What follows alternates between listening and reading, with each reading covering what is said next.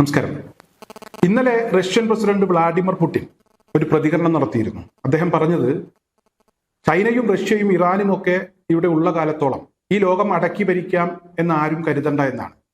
അങ്ങനെ ആർക്കെങ്കിലും എന്തെങ്കിലും ചിന്തകൾ ഉണ്ടെങ്കിൽ അതങ്ങ് മാറ്റിവെക്കണം. ആ ചിന്തയുമായി ആരും ഇറങ്ങണ്ട, ആരും ലോക പോലീസാകാൻ സമയണ്ട. ഞങ്ങളൊക്കെ ഇവിടെ തന്നെയുണ്ട്. ഇതുവരെ ഞങ്ങൾ കാര്യമായ രീതിയിലൊന്നും അത്തരത്തിലുള്ള വിഷയങ്ങളൊന്നും അങ്ങനെ ശ്രദ്ധിച്ചിരുന്നില്ല. ഇനി കൃത്യമായി ശ്രദ്ധിക്കും.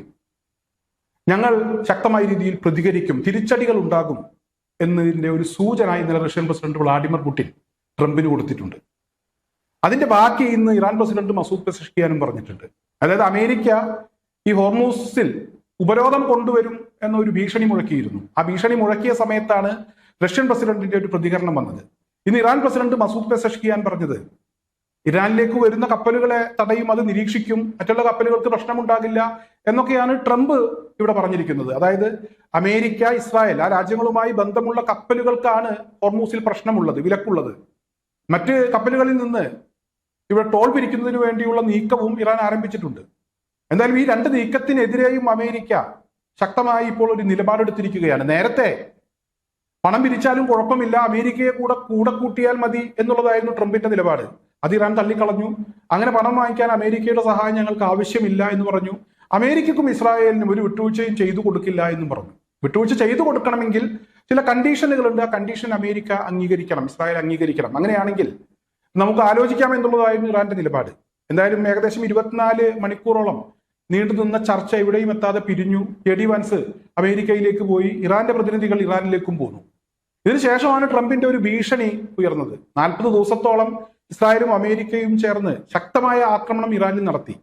വലിയ നഷ്ടങ്ങൾ ഉണ്ടായി. എന്നിട്ടും കുലുങ്ങാതെ പതറാതെ ധൈര്യത്തോടുകൂടി വരുന്നിടത്ത് വെച്ച് കാണാം, യുദ്ധമെങ്കിൽ യുദ്ധം, സമാധാനമെങ്കിൽ സമാധാനം എന്ന നിലപാടെടുത്ത രാജ്യമാണ് ഇറാൻ. ആ രാജ്യത്തിന്റെ ആ നിലപാടിന് ലോകവ്യാപകമായി അവർക്ക് വലിയ കയ്യടി കിട്ടിയിട്ടുണ്ട്. ഒരു വീരപരിവേഷം ആ രാജ്യത്തിന് കിട്ടിയിട്ടുണ്ട്. ഒരുപക്ഷെ റഷ്യയും ചൈനയും ഇറാന്റെ ധൈര്യം കണ്ടിട്ട് അവർക്കും ഇപ്പോൾ വല്ലാതെ ഒരു ഉത്സാഹമായിരിക്കുന്നു. വേണമെങ്കിൽ ഒരു യുദ്ധം നടത്താം, ഇനി അമേരിക്കയുമായി മുട്ടാം, അമേരിക്ക അത്ര വലിയ സംഭവമൊന്നുമല്ല, ഉതിവിർപ്പിച്ച ബലൂണാണ് എന്നുള്ളൊരു തിരിച്ചറിവ് ഇവിടെ അമേരിക്കയെ എന്തൊക്കെയാണ് എന്ന രീതിയിൽ കണ്ടിരുന്ന, അല്ലെങ്കിൽ ഇസ്രായേലിനെ അങ്ങനെ കണ്ടിരുന്ന ആളുകൾക്കൊക്കെ തോന്നി തുടങ്ങി. ലോകത്തിന് മൊത്തത്തിൽ അത്തരത്തിലൊരു തോന്നലുണ്ടായി. ഇറാന്റെ ഈ ധൈര്യവും അതുപോലെ തന്നെ തിരിച്ചടിക്കാനുള്ള ശേഷിയും ഒക്കെ കണ്ടപ്പോൾ യൂറോപ്യൻ രാജ്യങ്ങളും കൃത്യമായി നിലപാടെടുത്തു. എന്തായാലും ഹോർമൂസിൽ ഉപരോധം കൊണ്ടുവരും എന്നുള്ള ട്രംപിന്റെ പ്രഖ്യാപനം വന്നതിന് തൊട്ടു പിന്നാലെ ബ്രിട്ടൻ പറഞ്ഞു ഞങ്ങൾക്ക് അതിൽ താല്പര്യമില്ല, ഞങ്ങളുടെ പിന്തുണ ഉണ്ടാകില്ല എന്ന് പറഞ്ഞു. യൂറോപ്യൻ രാജ്യങ്ങൾക്ക് മറ്റ് ഒരു അഭിപ്രായം ഈ വിഷയത്തിൽ ഉണ്ടാകില്ല എന്ന് തന്നെയാണ് പുറത്തു വരുന്ന വിവരം. എന്തായാലും ട്രംപ് പ്രഖ്യാപിച്ച നടപടിയുമായി, നിലപാടുമായി മുന്നോട്ട് പോവുകയാണ്. ഇറാൻ ആകട്ടെ അങ്ങനെ ഞങ്ങൾക്ക് മേൽ മാത്രം ഉപരോധം കൊണ്ടുവരാൻ നിങ്ങൾ ഉദ്ദേശിക്കുന്നുണ്ടെങ്കിൽ പേർഷ്യൻ ഉൾക്കടലിലും അതുപോലെ തന്നെ ഒമാൻ ഉൾക്കടലിലും ഒക്കെയുള്ള തുറമുഖങ്ങൾ അതൊന്നും അത്ര സുഗമമായി പ്രവർത്തിക്കില്ല, ഞങ്ങളുടെ തിരിച്ചടികൾ ഉണ്ടാകും എന്ന് ഇറാനും പ്രഖ്യാപിച്ചിട്ടുണ്ട്. റഷ്യയുടെയും ചൈനയുടെയും വളരെ കൃത്യമായ പിന്തുണയുമുണ്ട്. എന്തായാലും ഈ മാസം 22-നാണ് ഈ വെടിനിർത്തൽ കാലാവധിയൊക്കെ അവസാനിക്കുന്നത്. 22-ന് മുമ്പ് തന്നെ ഒരു യുദ്ധം ഉണ്ടായേക്കാം, യുദ്ധം പുനരാരംഭിച്ചേക്കാം എന്നതിന്റെ ചില സൂചനകളാണ് ഇപ്പോൾ നമുക്ക് ലഭിക്കുന്നത്. എന്തായാലും ഇറാൻ പുറകോട്ട് പോകില്ല എന്നുള്ളത് തന്നെയാണ് ഇറാന്റെ ഈ നിലപാടിൽ നിന്നും മനസ്സിലാക്കാൻ കഴിയുന്നത്. ചൈനയാകട്ടെ ഇവിടെ ഈ വെടിനിർത്തൽ കാലാവധി പരമാവധി ഒരു സമയത്തിനകത്ത് ഇറാൻ ആവശ്യമായിട്ടുള്ള ആയുധങ്ങളും അതുപോലെ തന്നെ റഡാർ സംവിധാനങ്ങളും എയർ ഡിഫൻസ് സിസ്റ്റവും ഒക്കെ കൈമാറുന്നതിന് വേണ്ടിയുള്ള നീക്കങ്ങൾ ആരംഭിച്ചു കഴിഞ്ഞു എന്നുള്ളതാണ്. കഴിഞ്ഞ ദിവസമൊക്കെ അത്തരത്തിലുള്ള വാർത്തകൾ പുറത്തു വന്നിരുന്നു. ശക്തമായ ഒരുക്കങ്ങളാണ് ഇറാൻ നടത്തിക്കൊണ്ടിരിക്കുന്നത്. കൂടുതൽ മിസൈൽ പ്രതിരോധ സംവിധാനങ്ങളാണ് ഇറാനിലേക്ക് എത്തിക്കൊണ്ടിരിക്കുന്നത്. അത്തരത്തിലുള്ള വാർത്തകൾ കഴിഞ്ഞ ദിവസം പുറത്തു വന്നിരുന്നു.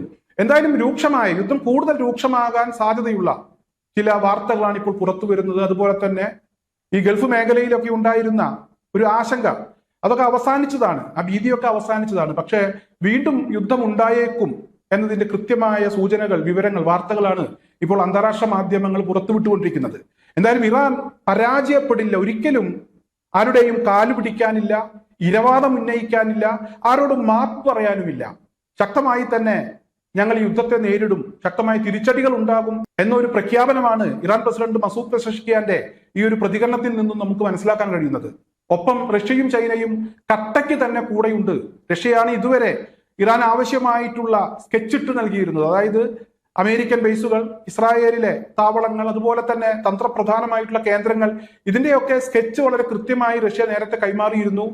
യുദ്ധത്തിൽ ആവശ്യത്തിനുള്ള പണി നടത്തുന്നതിന് വേണ്ടിയുള്ള ആയുധങ്ങൾ ഇറാന് ചൈന കൊടുത്തിരുന്നു. എന്തായാലും ഇപ്പോൾ അത് കൂടുതൽ പൂർവാധികം ശക്തിയോടുകൂടി ഇത്തരത്തിലുള്ള നടപടികൾ അത് തുടരുമെന്നാണ് റഷ്യയും ചൈനയും പറയുന്നത്.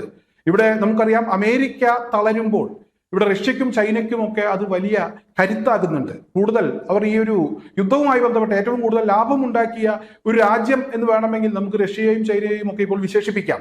എന്തായാലും അവർ ഈ ഒരു യുദ്ധം അത് പ്രോത്സാഹിപ്പിക്കുന്നതിന് വേണ്ടി, അതായത് അമേരിക്ക ഇങ്ങോട്ട് ആക്രമിക്കുകയാണെങ്കിൽ ഇറാൻ എല്ലാവിധ പിന്തുണയും കൊടുത്ത് തിരിച്ചടിക്കാനുള്ള പ്രോത്സാഹനം ഇറാന് കൊടുക്കുന്നത് തുടരും എന്ന് തന്നെയാണ് ഇപ്പോൾ പ്രഖ്യാപിച്ചിരിക്കുന്നത്.